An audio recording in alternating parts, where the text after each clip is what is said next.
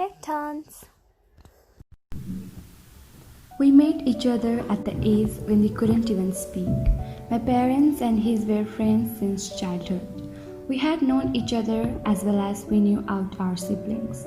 We were always together. Our parents always teased us, saying that we would wait after we came of age. Well, we had no objection on that. I loved him and he loved me. We would call each other by the names of our favorite animal because, well, we were small and stupid. Being with him would make me forget that I had just broken my favorite Barbie. We used to play husband and wife, which happens to be the best of my memories.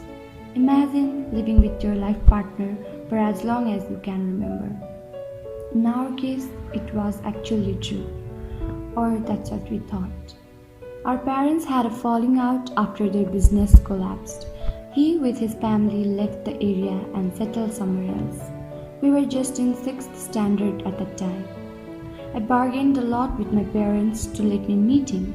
Well, a girl of 12 could bargain so much as I will not eat. But my stomach and the scary stories about a girl being tortured by Satan because she didn't eat food made me eat after all. It is said that it takes 21 days for someone to forget a habit. It had been way longer than 21 days since I had not seen him. So I too was starting to forget about him. You forget their voice first, and the next 1 week or so you try your hardest to remember their soothing voice. But by the time your mind starts fading away their smile, along with every other aspect of their face, the only thing that remains is their name. My 7th standard was a bust because of that incident. But I had promised him in our husband and wife game that I would be qualified enough to support our family with him. So, well, reading became my companion. I completed my 10th standard with good marks and was accepted in a good high school with good scholarship.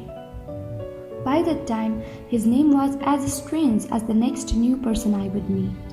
High school was a good time. I met a boy there. His name was Hope. And he was not at all hopeful. He was always scared of things.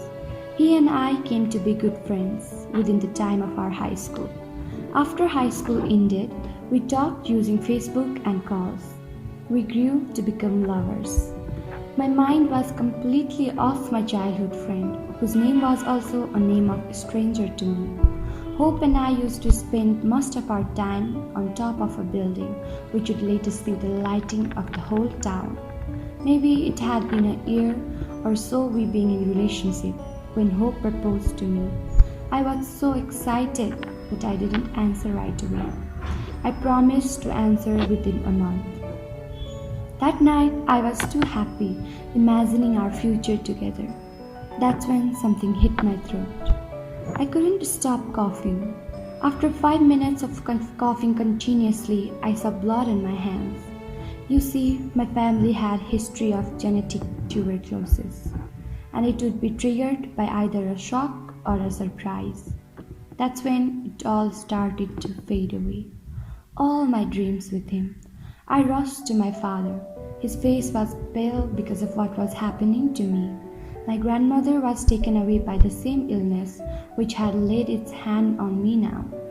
I was rushed to the hospital. Apparently, I was a rare specimen for the doctors. I was kept on a trial experiment for a new drug which would prevent the tuberculosis to consume my lungs. One day, I was dreaming of living my life with a boy who loved me very much, and the next day, my dream changed to just living. I called Hope to the hospital and told him about my situation. I didn't think that he could bear that, but love is a difficult thing to understand. Hope stayed with me, being my hope and reason to beat this tuberculosis. We talked a lot in my time at hospital because it was the only thing we could do. One topic made me anxious. I don't know how, but we were suddenly talking about our favorite animals. I said that my favorite animal was snake, which was actually only after I knew that there were other animals aside from dogs and cats. He said to me, "Oh, then I'll call you Snake from now on." That shocked me to my very core. I noticed a scar above his eyebrow, which I had given to the little boy I used to play with in my childhood. It all came rushing back to me. The boy with whom I promised to be forever together was the boy I was in love with now. As I was about to speak, tuberculosis hit me again. This time the pain was way difficult to bear. I fainted and I don't know what happened after that. After some time, I regained my consciousness. The pain was no longer there. I was so happy thinking about that all my pain had washed away. I could finally tell Hope that I was his friend and I could finally accept his proposal. I looked at my right. I saw my parents crying. Hope was sitting on the floor with his hands on his head. I called him, but oddly enough, I couldn't reach him. I stood up and went to him. I caressed his hair and kissed his cheek, but he didn't react. I thought that he was pretending to be angry.